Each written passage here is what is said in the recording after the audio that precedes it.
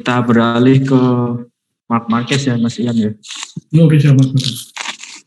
Marc Marquez sebenarnya startnya cukup bagus ya, karena di GP Qatar dia di posisi kelima, cuma karena kemarin nggak balapan ya posisinya turun jauh. Sekarang dia di posisi ke-12 dengan 11 poin. Dia terpaut 19 poin dari Enea Bastian ini. Masih ya, karena masih banyak balapannya, dia peluangnya masih terbuka untuk Marc Marquez. Oke, terus kan kemudian dia gara-gara crash kemarin dia mengalami diplopia juga ya. Apa itu Mas? Bisa dijelaskan nggak kondisi yang dialami Marc Marquez? Ya, diplopia itu bahasa sederhananya penglihatan ganda. Itu karena disebabkan karena masalah pada otot di bagian indera penglihatan gitu kan. Jadi dia susah untuk melihat secara fokus. Contoh dia gambarnya objek yang dilihat itu jadi berbayang gitu Mas. Nah seperti itu. Oh iya, berarti ada dua, dia misalnya satu benda tapi dia melihatnya dua. Ya seperti itu. Kalau untuk Marc Marquez sendiri kan dia sebenarnya ini penyakit lama ya. Dia kan mengalami diplopia itu sejak di kelas Moto2, tepatnya tahun 2011. Karena kecelakaan waktu latihan bebas di GP Malaysia kalau saya nggak salah. Terus dia absen sampai akhir musim dan akhirnya dioperasi dan baru ya 2012 ya udah mulai balapan lagi. Cuma emang kalau dalam salah satu video dokumenter itu memang disebutkan bahwa itu memang penyakit yang sempat mengancam karir, tapi akhirnya ya dia berhasil walaupun harus dengan operasi. Dan berarti kedepannya apakah bisa pembalap lagi dia, atau di seri Argentina apakah dia bakal turun? Masih belum tahu Mas, soalnya kan ini diplopia itu penyembuhannya agak sulit ya. Masih sulitnya itu karena kita nggak tahu pasti kapan dia akan sembuh. Dan Marc Marquez itu menghindari metode operasi ya, karena kan di akhir tahun lalu dia juga sama. Jadi dia akhir tahun lalu kecelakaan waktu latihan motocross di kampung halamannya November itu, dan terus kena diplopia lagi, dan dia dokternya itu menyarankan untuk ya udah ditunggu aja, pakai sebutnya penyembuhan konservatif. Jadi dia cuma diminta nunggu sampai penglihatannya kembali pulih. Dan waktu kemarin tuh butuh waktu berapa ya? 2 bulan nggak bisa ya? Kan November jatuh, Januari itu tengah Januari dia baru dinyatakan sembuh. Dan kita untuk kali ini nggak tahu ya berapa lama dia pemulihannya. Walaupun dia ngomongnya tidak separah yang waktu akhir tahun lalu. Cuma untuk penyembuhan kita belum tahu. Karena kan waktu jatuh headset kemarin kepalanya Marquez terbentur ya, waktu di Mandalika itu. Dan waktu diumumin absen itu kan keterangannya gagal otak ringan ya, jadi ada dampaknya. Dia sendiri baru mengalami pas pulang ke Spanyol dari keterangannya itu, baru ngerasain ada yang aneh dengan penglihatannya.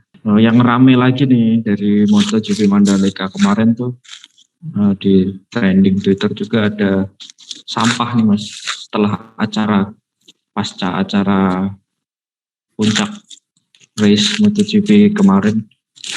Ada mungkin petugas sampah yang upload di Twitter dan kemudian membagikan foto-foto keadaan tribun, terutama yang sampahnya memang banyak sekali. Nah, dari pandangan Mas Yan, gimana tuh melihat itu? Apakah memang nggak ada tempat sampah atau gimana di tribun? Saya kurang tahu untuk posisi di tribun itu, tapi kalau di sekitar itu agak jarang sih kalau saya lihat tempat sampah. Jarang. Jadi memang maksudnya di fan zone gitu ya, fan zone. Kalau di tribunnya saya kurang tahu, tapi kalau di fan zone itu agak jarang tempat sampah. Akhirnya kan pada nyinyir juga nih Mas. Netizen Indonesia lagi-lagi nyinyir juga. Ya kenapa sampahnya banyak seperti ini, jadi memalukan dan sebagainya. Ya mungkin buat pelajaran ke depannya aja. Dan mungkin memang ini gimana ya, kalau masalah buang sampah itu memang dari orangnya masing-masing kan, tapi mungkin dari panitia mungkin kedepannya bisa menyediakan lagi. Ya mungkin kalau memang sampah. Kalau kata Mas Ian tadi memang mungkin nggak terlalu memperhatikan tempat sampah, memang kurang mungkin ya keberadaan tempat sampah di spot-spot tertentu yang penting di tribun misalnya atau di fan zone.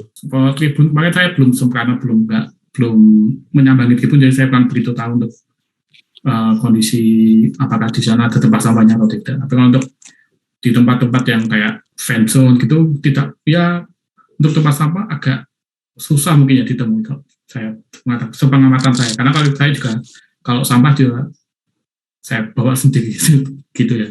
Dari pandangannya Mas Ian nih, dari kekurangan terus kemudian beberapa kali ada insiden-insiden itu, menurutmu MotoGP Mandalika ini sukses atau enggak? Bisa dibilang sukses ya, karena berhasil sampai selesai kan, balapannya semua tetap berjalan walaupun ada dengan masalah-masalah. Dan kalau dari penggemar yang saya temui gitu, kata-kata mereka udah cukup maklum lah dengan kekurangannya. Ya puas, dan mereka juga maklum kalau ada kekurangan, karena kan ini kan baru pertama kali setelah beberapa lama, jadi ada dengan kekurangan yang sudah diketahui sejak tes pramusim itu, jadi beberapa udah maklum lah. Apa koreksi dari Mas Ian mungkin, koreksi untuk perhelatan selanjutnya?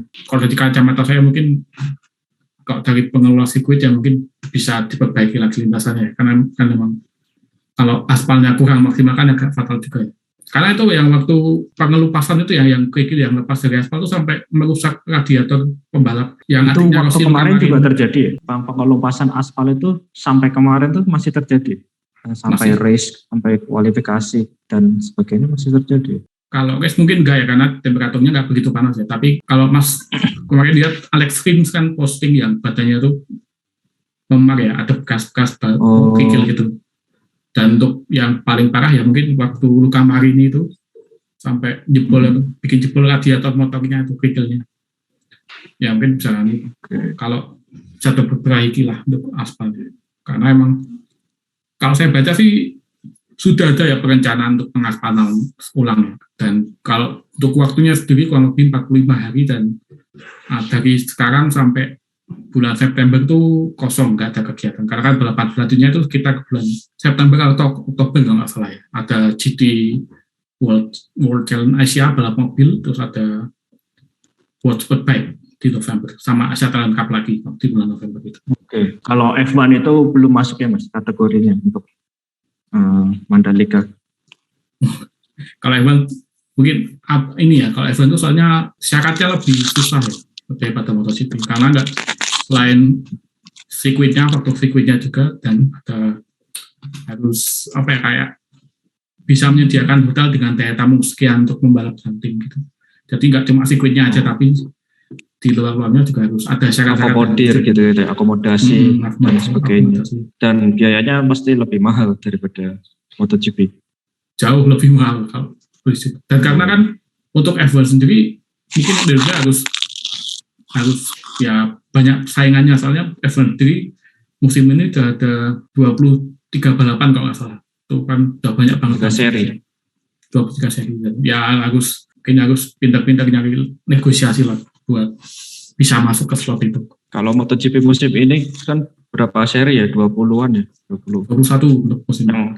21 jadi yang terpanjang kan dari sebelumnya. Dan untungnya ya Indonesia udah masuk duluan, karena kan barengan sama Indonesia tuh ada Brasil, Hungaria, terus baru-baru ini Arab Saudi mau MotoGP juga. Okay. Untungnya udah duluan. Untuk musim depan berarti masuk agenda lagi ya Indonesia ya? Untuk masih masuk MotoGP Mandalika.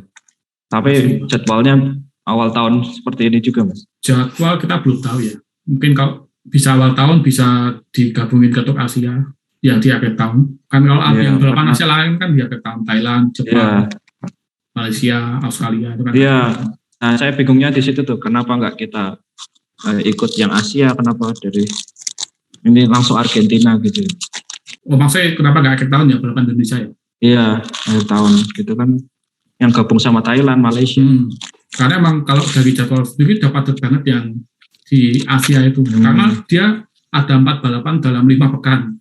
Kalau Indonesia masuk kan jadi 5 balapan 5 pekan, nanti bisa kasihan balap sama terlalu. Dan kalau dari musim lalu memang sebenarnya kalau musim 2020 tuh GP Thailand tuh sebenarnya udah digeser ke awal tahun ya. 2020 atau 2021 ya lupa. GP Thailand tuh sebenarnya udah digeser ke awal tahun.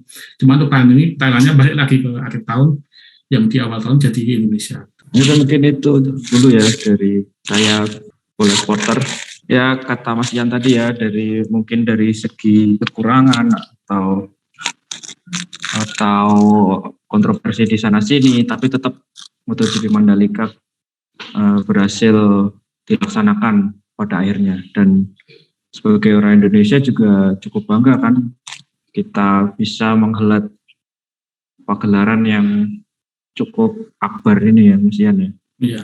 Oh ya mungkin buat lebih dipermudah lagi aja akomodasinya, karena kan keluhannya selama ini kan biaya hotel yang agak mahal, penginapan yang mahal itu, jadi mungkin ada koordinasi lebih bagus lagi dengan pelaku wisata di daerah Lombok. Ya. Nah, kalau kemarin itu gimana Mas? Soal akomodasi, apakah ada keluhan-keluhan dari pembalap atau dari penonton?